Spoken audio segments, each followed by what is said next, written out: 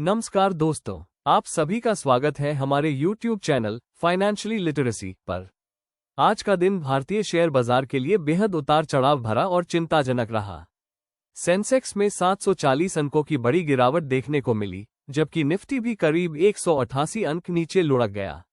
लेकिन सवाल ये उठता है, क्या ये गिरावट सिर्फ RBI की आगामी पॉलिसी मीटिंग की वजह से आई है, या इसके पीछे कुछ और गंभीर और बहुस्तरीय कारण हैं, जिनमें विदेशी निवेशकों की तगड़ी बिकवाली, अदानी ग्रुप पर अंतर्राष्ट्रीय रिपोर्ट्स के जरिए नए विवाद, कच्चे तेल की बढ़ती कीमतें, डॉलर के मुकाबले कमजोर होता रुपया और वैश्विक स्तर पर आर्थिक व भू राजनीतिक तनाव जैसी चीजें शामिल हैं।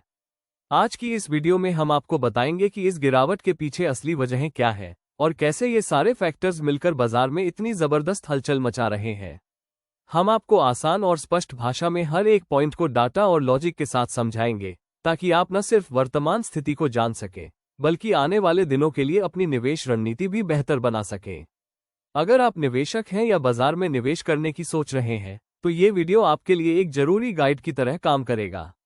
इसलिए वीडियो को अंत तक जरूर देखिए, और अगर जानकारी उपयोगी लगे तो वीडियो को लाइक करें, दोस्तों और परिवार के साथ शेयर करें, और चैनल को सब्सक्राइब करना ना भूलें।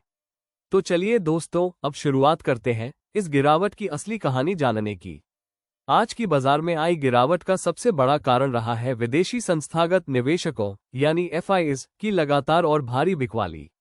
सोमवार को FIIs ने भारतीय शेयर बाजार से करीब 2589 करोड़ रुपए की पूंजी निकाली थी, और मंगलवार को यह आंकड़ा और बढ़कर 2853.83 करोड़ रुपए हो गया। यानी 2 दिन में कुल मिलाकर 5443 करोड़ रुपए से अधिक की बिकवाली हो चुकी है। यह कोई मामूली बात नहीं है। ये दिखाता है कि ग्लोबल इन्वेस्टर्स फिलहाल भारतीय बाजार को लेकर बेहद सतर्क और डरे हुए हैं। जब इस स्तर की बिकवाली होती है, तो बाजार पर इसका असर बहुत गहरा होता है। FIIs की बिकवाली से बाजार को दोहरी चोट लगती है। एक तरफ लिक्विडिटी यानी नकदी की भारी कमी हो जाती है, जिससे शेयरों की कीमतों में तेज गिरावट आती है। दूसरी तरफ रिटेल और घरेलू निवेशकों में घबराहट फैलती है, और वे भी बेचने लगते हैं, जिससे गिरावट और तेज हो जाती है। अब सवाल है कि आखिर FII इतने बड़े स्तर पर बिकवाली क्यों कर रहे हैं? इसके पीछे कई अहम ग्लोबल कारण हैं। अमेरिका में फेडरल रिजर्व की संभावित सख्त मौद्रिक नीति, डॉलर इंडेक्स की मजबूती और उभरते बाजारों में बढ़ता जोखिम। इसके साथ ही भारत में RBI की मौद्रिक नीति बैठक, कुछ बड़े स्टॉक्स जैसे बैंकिंग और IT सेक्टर पर बढ़ते दबाव और नकारात्मक खबरों ने भी FIIs को सतर्क बना दिया है। खासतौर पर FIIs का निवेश बैंकिंग और IT सेक्टर्स में भारी होता है, और जब इन सेक्टर्स में गिरावट आती है तो उसका असर पूरे बाजार पर दिखाई देता है। कुल मिलाकर FII की इस आक्रामक बिकवाली ने बाजार में पहले से मौजूद डर को और हवा दी है, और यही गिरावट की सबसे बड़ी वजह बनकर सामने आई है। बाजार में गिरावट का एक और बड़ा कारण है कच्चे तेल यानी क्रूड ऑयल की कीमतों में तेज उछाल, जिससे भारत जैसे तेल आयातक देश की अर्थव्यवस्था पर सीधा असर पड़ता है। ब्रेंट क्रूड की कीमतें 0.57% बढ़कर लगभग $85 प्रति बैरल तक पहुंच गई है। इसकी वजह है OPEC प्लस देशों का सीमित उत्पादन बढ़ाना और वैश्विक स्तर पर बढ़ता भू राजनीतिक तनाव। भारत अपनी जरूरत का 85% से ज्यादा कच्चा तेल आयात करता है, इसलिए जब अंतर्राष्ट्रीय स्तर पर तेल महंगा होता है, तो देश में महंगाई यानी इन्फ्लेशन बढ़ने का खतरा पैदा हो जाता है। महंगाई बढ़ने का सीधा असर आम लोगों की जेब पर पड़ता है, लेकिन इसके अलावा ये बाजार के लिए भी बड़ा खतरा होता है। जब महंगाई बढ़ती है, तो रिजर्व बैंक को ब्याज दरें सख्त करनी पड़ सकती हैं ताकि मांग को कंट्रोल किया जा सके। यही डर निवेशकों को परेशान कर रहा है। RBI की आगामी मौद्रिक नीति बैठक में भले ही ब्याज दरें न बढ़ें, लेकिन अगर केंद्रीय बैंक ने महंगाई को लेकर सख्त संकेत दिए, तो बाजार में और भी गिरावट देखने को मिल सकती है। कच्चे तेल की कीमतें न केवल घरेलू महंगाई को बढ़ाती है, बल्कि भारत के चालू खाते के घाटे, करंट अकाउंट डेफिसिट पर भी दबाव बनाती है। इससे रुपये की कीमत कमजोर होती है और विदेशी निवेशकों का भरोसा डगमगाने लगता है। यही वजह है कि तेल की कीमतों में मामूली उछाल भी बाजार के लिए बड़ा झटका बन जाता है। आज की गिरावट के पीछे एक और बड़ा कारण रहा है अदानी ग्रुप से जुड़ा नया विवाद, जिसने बाजार में निवेशकों की चिंता और बढ़ा दी है। वॉल स्ट्रीट जर्नल की एक रिपोर्ट में दावा किया गया है कि अदानी समूह की कुछ इकाइयों का संबंध ईरान को LPG यानी लिक्विफाइड पेट्रोलियम गैस की सप्लाई से जुड़ा हुआ है। इस रिपोर्ट के सामने आते ही अदानी एंटरप्राइजेज, अदानी पोर्ट्स जैसे प्रमुख स्टॉक्स में तेज गिरावट देखने को मिली। इस खबर ने सिर्फ अदानी समूह की कंपनियों को ही नहीं बल्कि पूरे इंफ्रास्ट्रक्चर और पोर्ट सेक्टर को भी प्रभावित किया है। निवेशक पहले से ही अदानी समूह को लेकर सतर्क रहते हैं, क्योंकि इस समूह पर पहले भी कई बार पारदर्शिता और विदेशी फंडिंग को लेकर सवाल उठ चुके हैं। अब जब अंतर्राष्ट्रीय स्तर पर ईरान पर कई तरह के प्रतिबंध हैं और अमेरिका इस पर कड़ी निगरानी रखता है, ऐसे में अगर अदानी समूह का कोई कनेक्शन उस दिशा में साबित होता है तो यह उनके लिए गंभीर मामला बन सकता है। नतीजा ये हुआ कि निवेशकों का भरोसा हिल गया और उन्होंने इन स्टॉक्स से दूरी बनाना शुरू कर दिया। जब किसी बड़े समूह के शेयरों में गिरावट आती है तो उसका मनोवैज्ञानिक असर पूरे बाजार पर होता है, खासकर जब वो शेयर निफ्टी या सेंसेक्स जैसे बेंचमार्क इंडेक्स का हिस्सा हो। इसलिए अदानी ग्रुप पर आया यह नया विवाद बाजार की गिरावट में एक और अहम कारण बनकर उभरा है। अलावा ईरान ने अमेरिका के न्यूक्लियर प्रस्ताव को ठुकराने के संकेत दिए हैं, जो मध्य पूर्व में फिर से तनाव बढ़ा सकता है। इस क्षेत्र की अस्थिरता से तेल और ऊर्जा की कीमतों में तेजी आ सकती है, जो सीधे वैश्विक आर्थिक स्थिरता पर प्रभाव डालती है। इसी बीच अमेरिका और चीन के बीच ट्रेड वॉर फिर से उभरता नजर आ रहा है। हाल ही में डोनाल्ड ट्रंप ने एक बार फिर टैरिफ लगाने की बात कही है, जिससे दोनों देशों के बीच व्यापारिक तनाव बढ़ सकते हैं। ये स्थिति वैश्विक सप्लाई चेन को प्रभावित कर सकती है और निवेशकों के बीच अनिश्चितता बढ़ा सकती है। कुल मिलाकर बाजार को अनिश्चितता बिल्कुल पसंद नहीं होती। जब राजनीतिक और आर्थिक फैसलों में अस्पष्टता आती है तो निवेशक जोखिम लेने से बचते हैं और अपने पैसे निकालने लगते हैं, जिससे बाजार में गिरावट आती है। यही आज की बाजार गिरावट की सबसे बड़ी वजह है, बढ़ती वैश्विक तनाव, व्यापार युद्ध की धमकियां और अस्थिर राजनीतिक माहौल। ऐसे समय में निवेशकों को सतर्क रहना चाहिए और लंबे समय के दृष्टिकोण से सोचकर ही कोई बड़ा फैसला लेना चाहिए। अगले कुछ दिनों में अमेरिकी अर्थव्यवस्था से जुड़े महत्वपूर्ण आंकड़े आने वाले हैं, जिनमें नॉन फार्म पेरोल डेटा सबसे अहम होगा।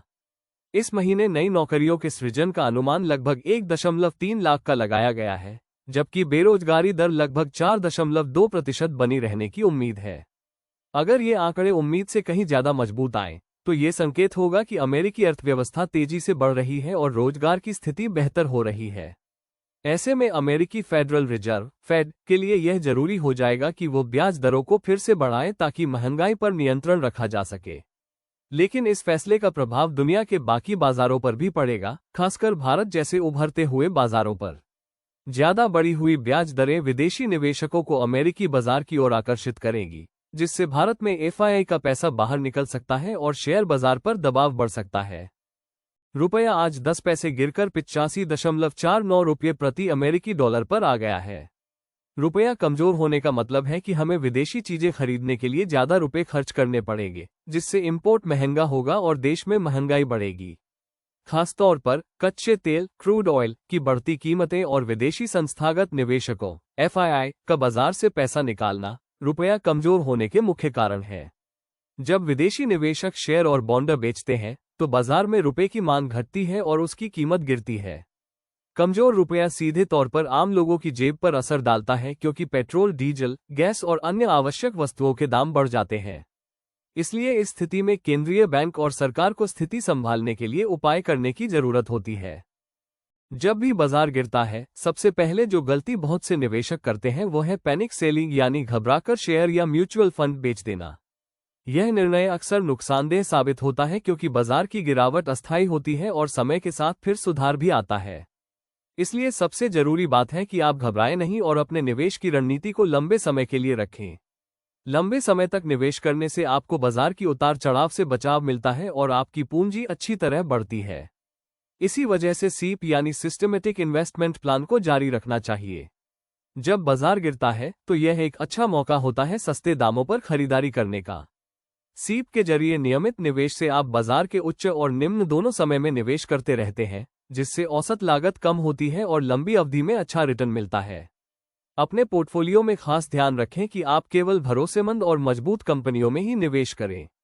ब्लू चिप कंपनियां, जो कि अच्छी वित्तीय स्थिति वाली बड़ी कंपनियां होती हैं, और इंडेक्स फंड्स जो पूरे मार्केट का प्रदर्शन करते हैं, वे आपके निवेश के लिए सुरक्षित विकल्प हैं। साथ ही डिफेंसिव सेक्टर्स जैसे FMCG, fast moving consumer goods sector पर भी नजर रखें, क्योंकि ये सेक्टर आर्थिक मंदी या अनिश्चितता में भी स्थिर रहते हैं और अच्छी आय देते हैं। बाजार में उतार चढ़ाव यानी वॉलेटिलिटी हमेशा बनी रहेगी। इसलिए अपनी संपत्ति एसेट को सही तरीके से अलग अलग निवेश विकल्पों में बांटना यानी एसेट एलोकेशन करना बेहद जरूरी है।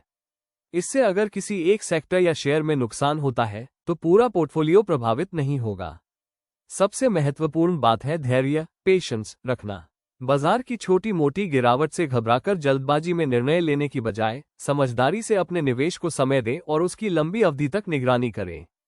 इस तरह से एक व्यवस्थित और धैर्यपूर्ण निवेश रणनीति से आप न केवल बाजार की अनिश्चितताओं से बच सकते हैं बल्कि अपने निवेश को सुरक्षित और लाभकारी भी बना सकते हैं। दोस्तों, आज हमने देखा कि कैसे वैश्विक और घरेलू घटनाएं हमारे शेयर बाजार और रुपया पर असर डाल रही हैं। साथ ही हमने समझा कि आरबीआई की पॉलिसी, अमेरिकी आर्थिक आंकड़े और ट्रेड वॉर जैसी चीजें बाजार में अनिश्चितता क्यों बढ़ाती है। सबसे जरूरी बात यह है कि इस तरह के समय में घबराना नहीं चाहिए बल्कि सही रणनीति के साथ निवेश करना चाहिए। अगर आप एक रेगुलर निवेशक हैं तो पैनिक सेलिंग से बचें, सीप जारी रखें और अपने पोर्टफोलियो में अच्छी कंपनियों और सुरक्षित सेक्टर्स को शामिल करें।